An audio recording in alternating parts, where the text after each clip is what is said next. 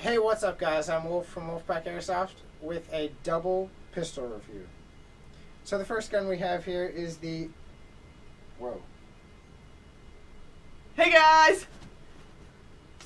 This is yeah, this is Digi. So the first gun we have here today is the H&K USP by Umarex.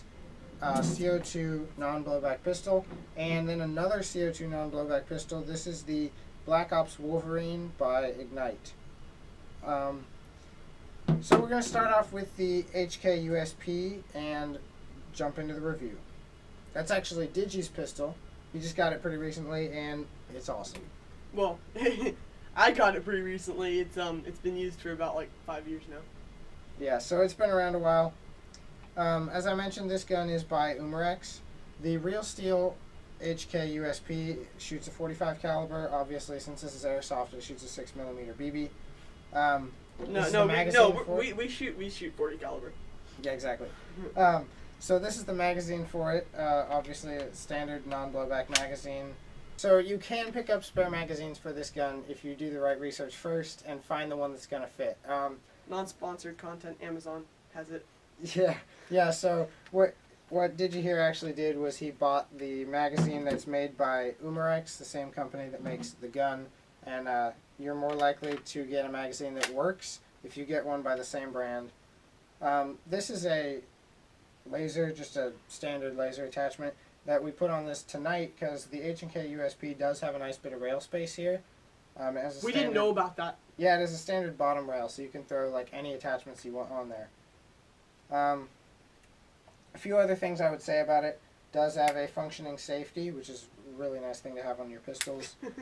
I think that the body of this gun is mostly polymer, but it's pretty high quality. Like I said, it's lasted for quite a few years.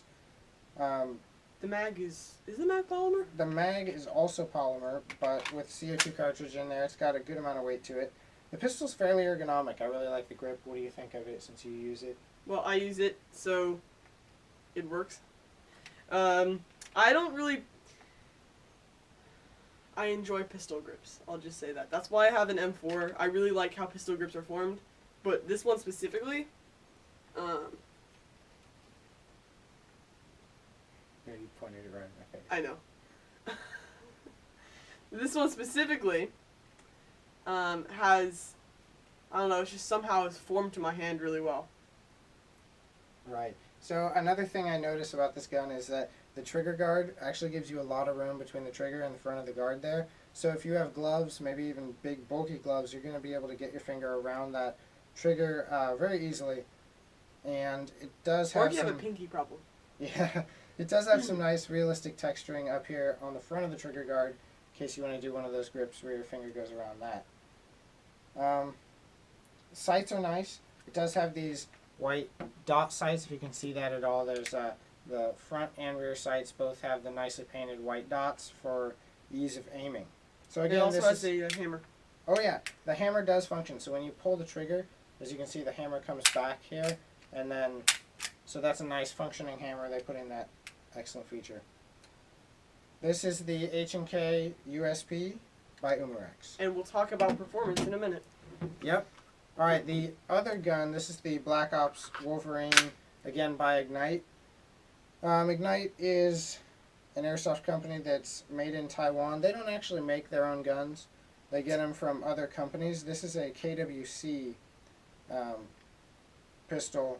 I really like this pistol. I've used it for a while. It has a metal slide and a really metal thick trigger and a metal magazine, and also a metal trigger.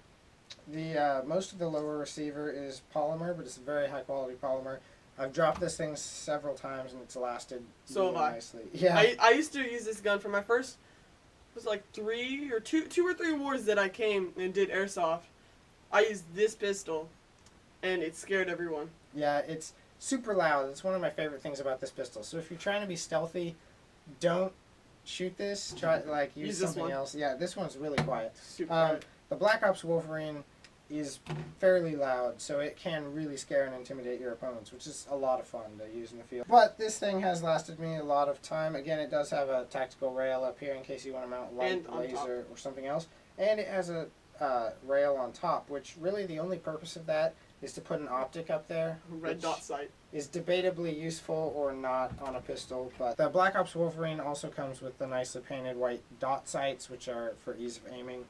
Has a functioning safety, a good trigger. The trigger pull on this gun is pretty stiff, and you have to pull it back quite a lot before it actually fires.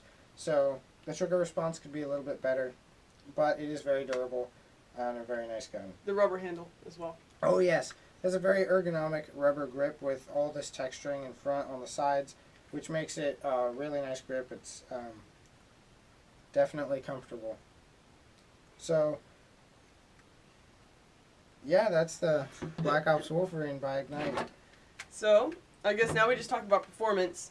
Overall, even before this was my gun, my team member loaned it out to me because I was having battery problems with my M4, which is right here. It's beautiful. Oh yeah, I got a new gun up here on the gun wall. Well, you didn't get Digi's it. M4. Yeah. So I would use this, and even though this doesn't make much sound, so it doesn't scare or intimidate people, which makes you, like, naturally when you're shooting a gun and it doesn't make much sound, it makes you think it's not that powerful. But really, this thing is it 360 to 400 FPS? Yeah, somewhere around there. Somewhere around really there. nice. It's a really nice gun, even though it's super, I wouldn't say super old, but super old. It still functions great. It looks nice. It looks real. It's pretty cool. I really like. I know a lot of people don't, but I really like the red dot on there. So one thing I would mention about CO2 non-blowback pistols, a lot of people like the blowback because of that realism, the feel, the intimidation factor, but they're a lot more expensive. So if you're looking for a good sidearm that's affordable, consider non-blowback CO2 pistols because they pack a really powerful punch. If you haven't used one, they're a lot of fun to shoot. They They're use loud. less CO2. It's the biggest thing about non-blowback pistols is they're very CO2 Friendly. efficient. Yeah, so you don't have to spend nearly as much money on CO2 because... Or the gun. Yeah, or the gun. Since they're CO2 powered, they do pack an intense punch. A lot of them are pretty high powered, around between 350 and 400 FPS, which I think both of these guns make it into that. This is a test fire for the HK USP.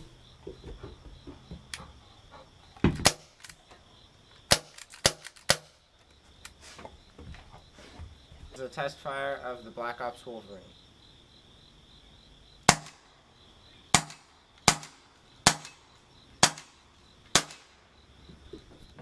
So these are our non-blowback CO2 pistols. Thanks for watching this review. We'll see you guys next week.